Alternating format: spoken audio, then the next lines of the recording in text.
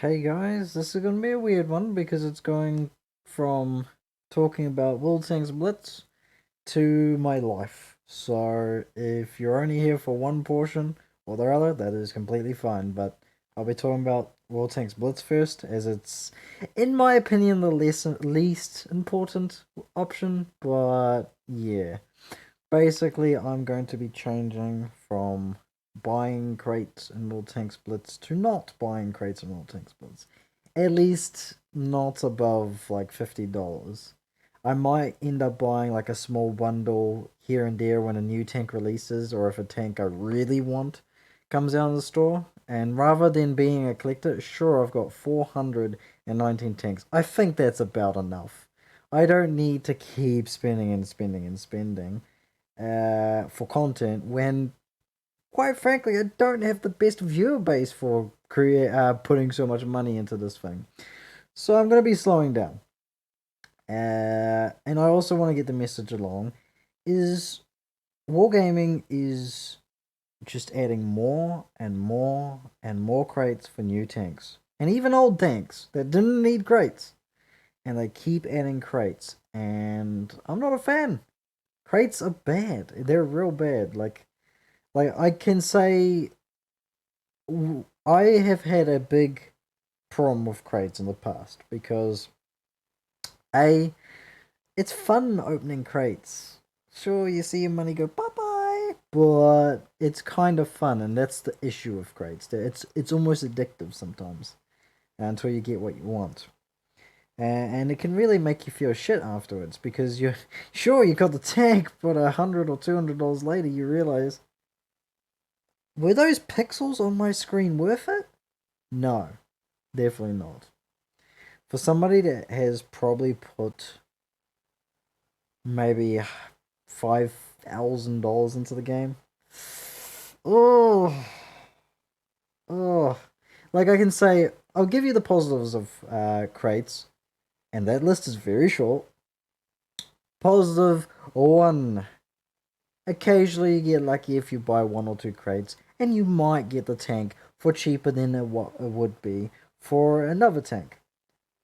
But as soon as you're into crate 3 or crate 4 and passing that kind of barrier, it starts costing more money than the tank would be outside of crates. And this is the issue. New tanks used to cost anywhere between $40 and $50 back in the past. And that was a good system because you knew you were guaranteed the tank at $40 or $50. Now you're a minute normally, well, not minimum, but normally or average, you're going anywhere between $100 and $200. That's just not right. That's just not right at all. Seriously, like when I look at my entire crate history, because I've got a big history of crates. Um, I have had two what I consider good crate openings, and the rest, and I mean there's a lot of them, have been horrific. Sure, I might have been lucky enough to get something around the $40-$50 range, but I consider that okay. That's what I would normally buy a new tank for, right? But no, with these crates things, it's costing more and more. The two lucky options was the Scorpion G when it first came out. The tank came out in the Scorpion G crates. There was a 1% drop. I shit you not, 1% drop. And I got lucky enough to get it in my third crate. I was like, oh damn, I got that tank. And I felt lucky because of that. And I opened the next few crates and I was very disappointed. But the second time I was extremely lucky was the Badger crates. I believe it was over a 1 or 2% chance. It might have been a 3% chance, but I got it in the first crate.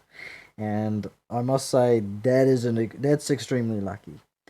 But that's about it.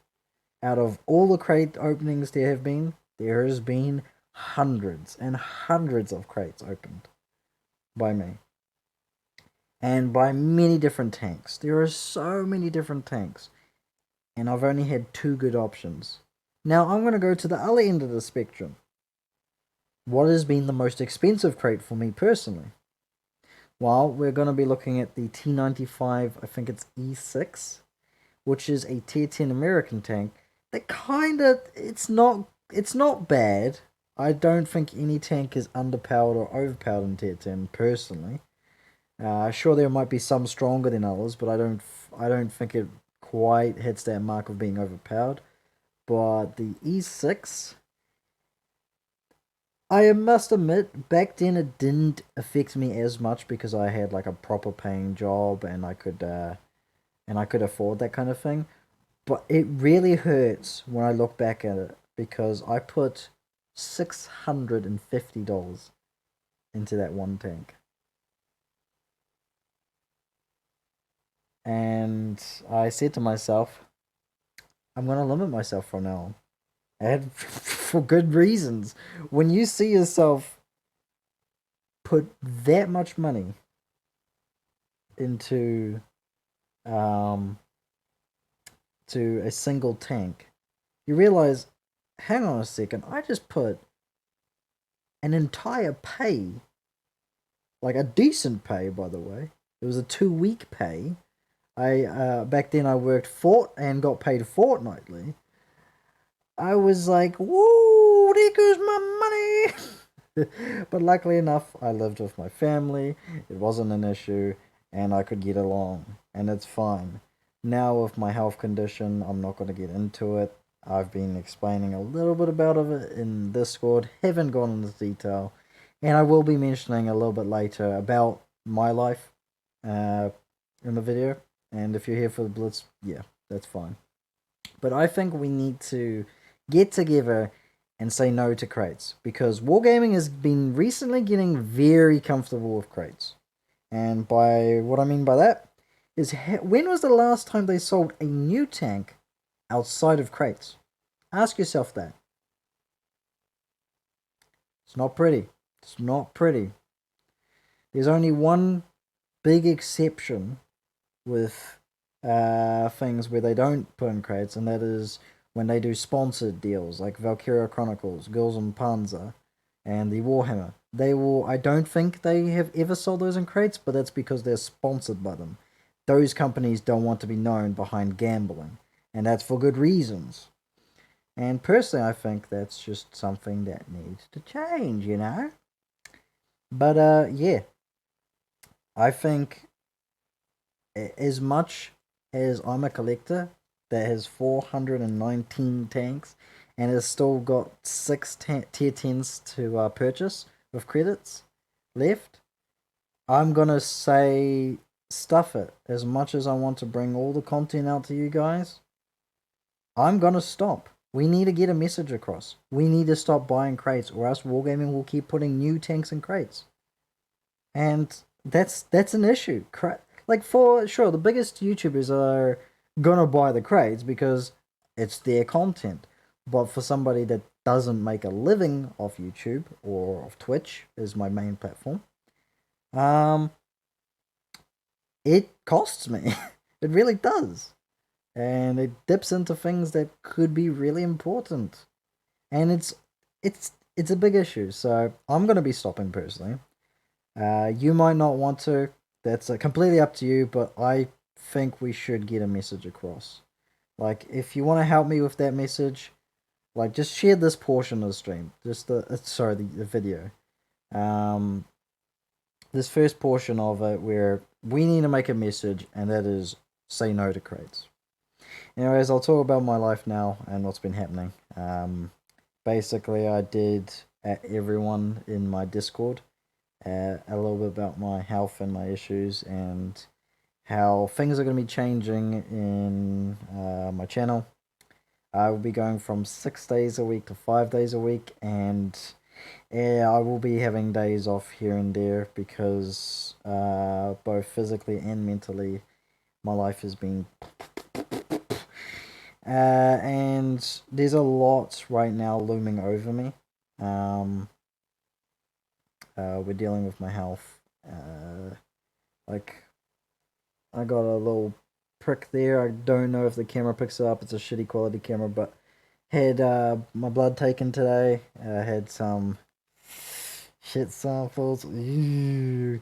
But yeah, basically we're taking more checks of my health, and yeah, we're looking into that because I've had a problem which I never really mentioned to anybody about my health that I've had an issue with for my basically my whole life since just a wee dot.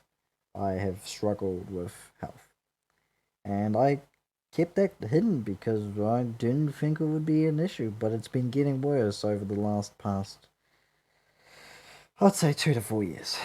But yeah, um, hoping this gets all sorted and that we deal with this. But there's also a lot of mental health behind the scenes that I don't even tell my parents out there. Because I struggle a lot internally with my physical health, it also can get me depressed at times. And being in a community that wants to fight against suicide and other things like that, I get a lot of people that are struggling in my chat or in my Discord, and seeing them go downhill and feeling useless that I can't help them, it really affects my own mental health as well. And I hate to say this, but I need to take a step back from that if I want to keep my own mental health safe. So I will still be doing my goal is to be able to make you guys smile, to make you guys laugh, to just to entertain basically. But I won't be talking as much behind the scenes in private messages or stuff like that. And if that affects you, I'm sorry. I'm always willing to talk in my Discord and stuff like that, but in private messages, I'm going to be toning down. And I apologize for that, but I need to look after my own mental health as well. Because I've got a lot in my life happening, and it's bumpy ride. And I think all of our goals should be is to focus on our own lives first and then ours. And don't worry, I'm not giving up on anybody. I'm not giving up on anybody. But yeah, um, I'll be basically toning down. You might see me take random days off, and I might not even give a reason for it. And if I don't give a reason for it, then I suggest you not to ask because it's probably something personal, or it's just me that needs a mental break.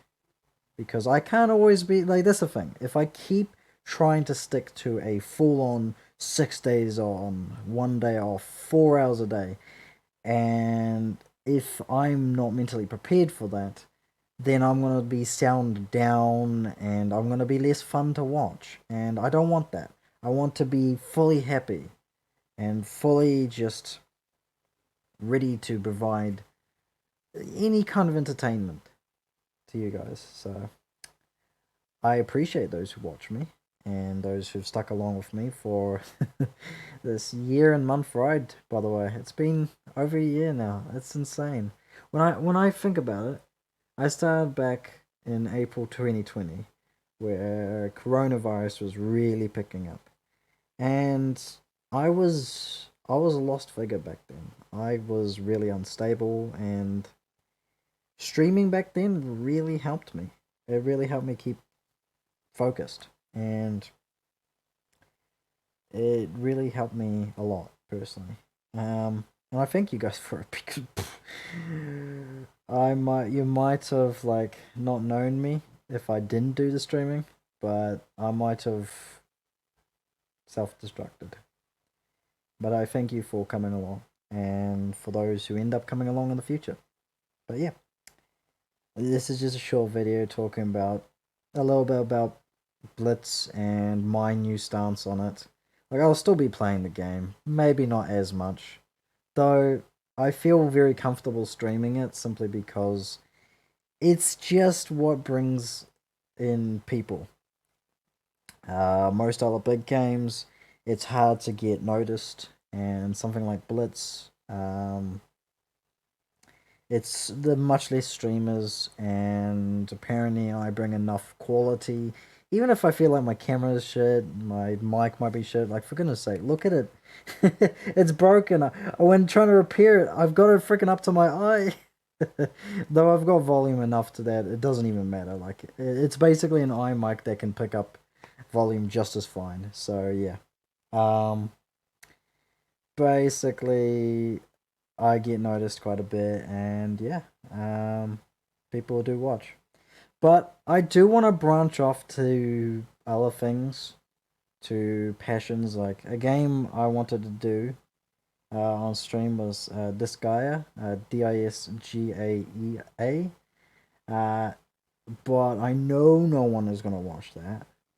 And it was a series I was thinking, hey, should I just dedicate a day to it where no matter how many views I get, I play it?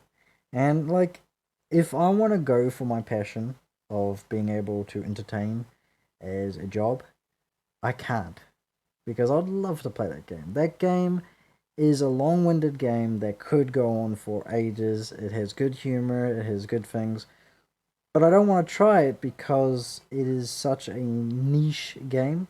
Even if it's a very popular series that has like 5 or 6 games, a part of the series, it's still very niche in the sense of people watching it. But yeah, it was probably similar to Persona, but Persona did blow up with Persona 5, which rightfully so. And I would like to this guy to be the same, but yeah, I might try in the future, maybe for a few streams, but like most games that I try, they end up being pushed to the side, and I'm like, yeah, come on. If I want to maybe blow up, it's gonna take either a audience to find me somehow via maybe a shout out or something like that. And maybe I have this small community, well, like maybe I might end up with 100, 200 viewers. That will keep me going in my current life, and that will be nice. But right now, I will be just testing new things, seeing how these go, and but sticking to Blitz as it's my comfortable zone. I'm the kind of person that follows by habit, that gets used to a pattern, and if I don't see that pattern, I will bail. I will bail.